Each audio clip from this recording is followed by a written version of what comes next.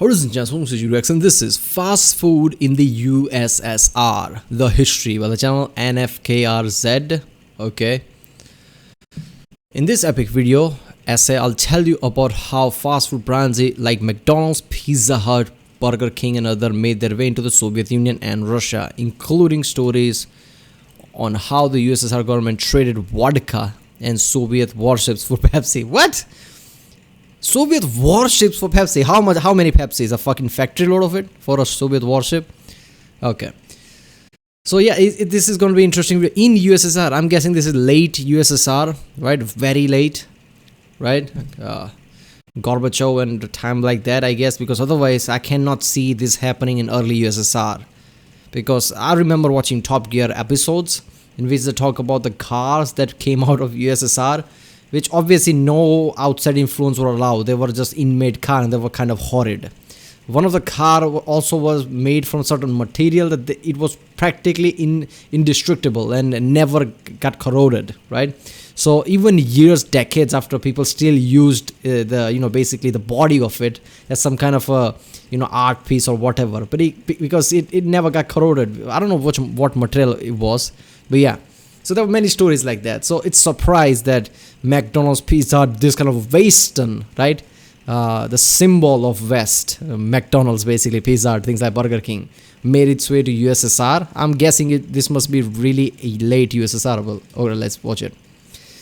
I've never reacted to this channel, but I'm guessing it's going to be good. This video is kind of famous, sort of 2.5 million views for a history video. That's a famous, right? It was like 2 or so years ago. Yeah, let's watch it.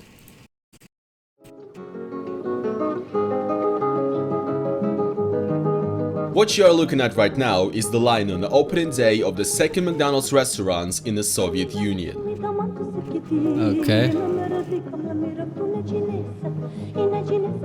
The line crossed around several city blocks, creating a few traffic jams and lasting at least a good 10 hours. On January 31st, 1990, over 30,000 people visited the first fast food chain in Moscow to try the mysterious capitalist food known as the burger. Fast food is something that most of us take for granted. It's always been there and it always will be. For Russians and the Soviets, however, that has not been the case. The Soviet Union was a restricted country, hidden behind the so-called Iron Curtain. Yeah, see, the funny thing is, clearly in the USSR time, people had different perception of the world than the actual government had, right? I mean, it started with great, republic for people, I guess, right? Soviet Union. But it's pretty fast, it wasn't that, right? I mean, the line tells you that how much people want to eat McDonald's, while, Soviet Union, it never would have allowed that, right? Outside influence, this and that, right? So, yeah, that line was ridiculously long.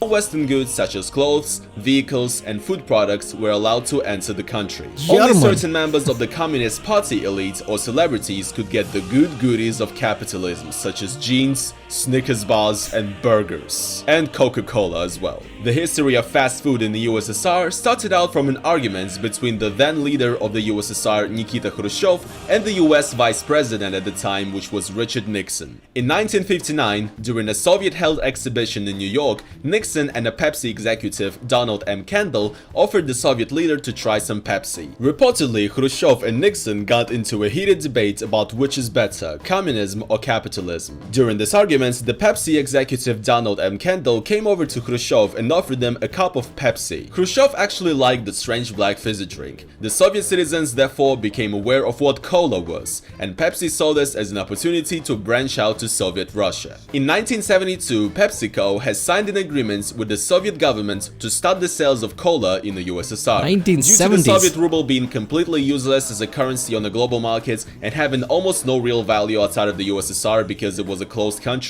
a huge amount of Pepsi Cola syrup was exchanged for an equal amount of Stolichная vodka.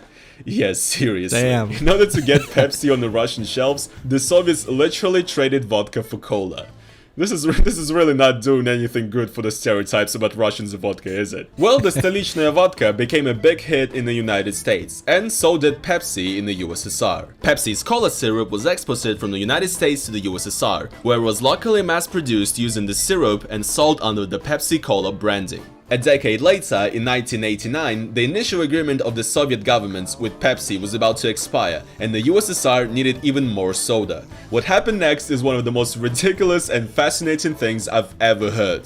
The Soviet government literally traded 17 submarines and 3 Soviet warships, including a frigate, a cruiser, and a destroyer, for $3 billion worth of Pepsi. Yes, seriously. This meant that for a brief moment... Imagine them signing that, like, okay, all these warships and submarines, and they suddenly take a pause. What the fuck? We are giving warship and submarine for a Pepsi? And then they're like, okay, maybe we were wrong. Maybe Soviet USSR approach is wrong. Maybe Western things are not so bad. Moments in the 1980s, PepsiCo became the 6th military in the world. This is insane, okay? I just cannot comprehend this. Pepsi ended up selling all of the warships for scrap to some Norwegian or Swedish company. The story gets really shady here. I don't know, honestly. I didn't find any good sources about this. Imagine United States government like, Pepsi, what the fuck do you have? Yeah, we have warships. Like, what? Just trust me on this. And after this insane deal, Donald M. Kendall, which was the CEO of Pepsi at the time, famously said that his company is disarming the Soviet Union faster than the US government. Another fun fact is that Pepsi also apparently launched a big-ass Pepsi can into space near the Soviet Mir space station in the 1980s, and it was like a means of advertisement back in the day. 200 miles above the Earth's surface, it was lights, camera, action as Pepsi-Cola, in conjunction with the Russian Mir space station, began production on the first ever television commercial shot in space. Mission control in Moscow. Jesus Christ, this is amazing. All these goods coming into the USSR, all the Western stuff, all of this was possible due to the last leader of the USSR, Mikhail Gorbachev, who ruled the country from 1985 up to its demise in 1991. Gorbachev is famous for creating the idea of glasnost and perestroika. This was a movement with the aim to reform the country's economy, to westernize the Soviet Union, remove the Iron Curtain, and to battle censorship. Gorbachev is a quite controversial figure in Russian politics. Some people praise him for promoting liberal ideas in a totalitarian country, while others claim that he sold the USSR out to the West, call him a traitor, and blame him for the destruction. He sold it out? So Khrushchev allowing Pepsi to be sold and selling fucking warships for Pepsi. That's not Western ideas, right? That's not westernizing the USSR. It's all Gorbachev's fault. Like, come on, it was already a slope, right? USSR was pretty down the slope already.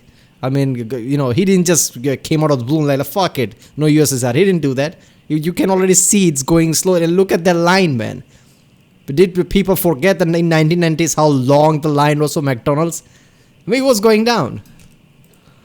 Of the Soviet Union. I really don't want to get into this because I don't want the comments to turn a war zone, okay? So I'm just gonna scoot by, okay? Thank you. Gorbachev is actually closely connected to the opening of the first Pizza Hut in the USSR. Okay. Pizza Hut is owned by Pepsi, so opening a branch in the Soviet Union was quite easy. Gorbachev himself even appeared in an infamous Soviet Pizza Hut advertisement.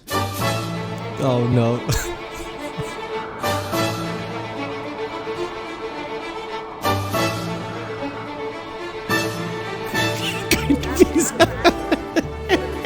Это Горбачев. Горбачев. Это из-за него у нас в экономике бардак. Да благодаря ему у нас новые возможности. Это из-за него у нас политическая нестабильность. Да благодаря ему у нас свобода. Полный хаос. Перспективы. Политическая нестабильность. Да благодаря ему у нас есть пиццахат. За Горбачева! За Горбачева! За Горбачева! Hailed Gorbachev. Sometimes nothing brings people together like a nice hot pizza from Pizza Hut.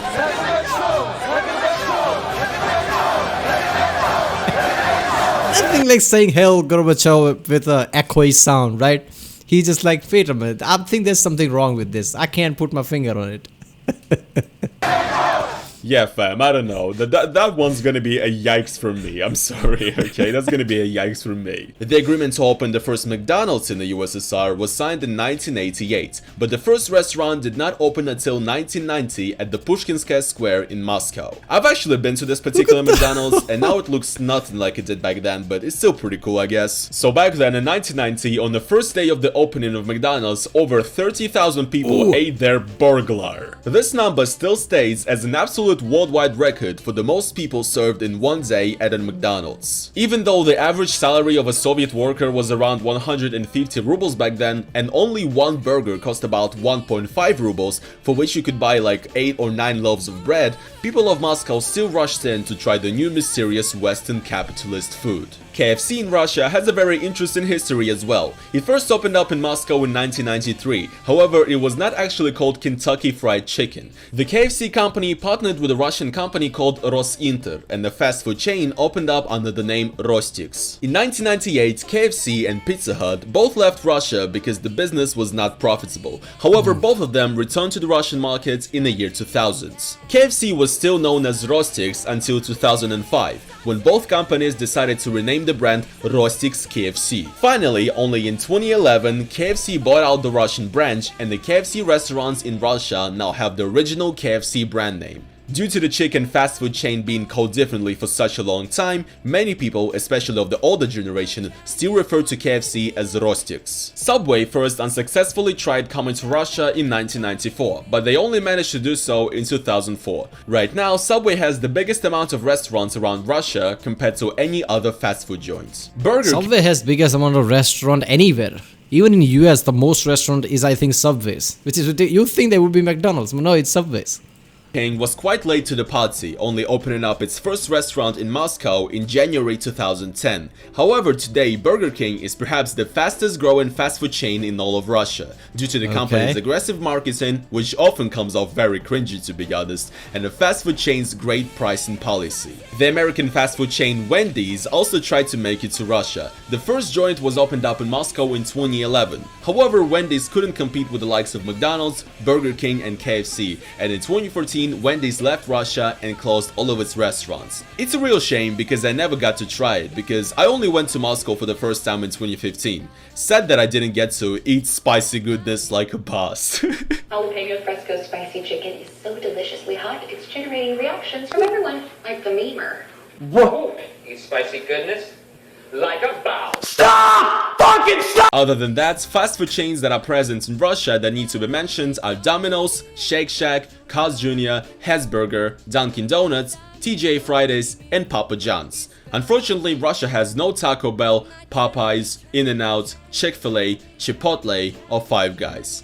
I cry every time. In the late 90s, Russians started creating their own fast food joints. For example, the Kroshka Kartoshka chain, which does various dishes based on potatoes with different toppings. It was first opened in 1998 and is still active today. Another successful Russian fast food chain is Teremok, which sells the traditional Russian dish known as blini, similar to crepes, with various fillings and toppings. Fun fact, Teremok actually even had a number of restaurants in New York. However, they are no longer in business in the United States. The biggest and currently fastest growing Russian fast food chain is Dodo Pizza. It was opened up in 2011 and right now it's like the biggest pizzeria in all of Russia, and it's actually pretty good. Apparently also recently they Alright, damn, seriously though, overall, this is pretty fascinating that in 70s, Pepsi was the first one to actually push through the Soviet Russia, right? And since then, for the next, 2 or so decade, basically just brewed more and more, like Pepsi became more one of the people like, oh fuck it, let's McDonald's, Pizza Hut, why not? Right, but that McDonald's line, I mean, basically that just tells you that in USSR, people got the news of the West all the time, and obviously they were like, why the fuck can't we have this? That's what I get from that line, and that 30,000 customers at first day, holy shit. I mean, that's some big thing. I mean, you can't really blame Gorbachev all for, USSR's fall. I mean, obviously lots of people do, right? But there was signs already there, right? I mean, the line alone tells you a lot. But damn, that is ridiculous. Even in India right now, there are way too many US chain, and so is Indian chains too. But yeah, I guess I have to think about like how many I've seen so far. And obviously the famous ones are Subway, McDonald's, Burger King, all that KFC, all that shit is here. But yeah, Even the, I think, what is the coffee chain? I forgot the fucking name of that. That's also opened here. I don't think I would drink it, but yeah.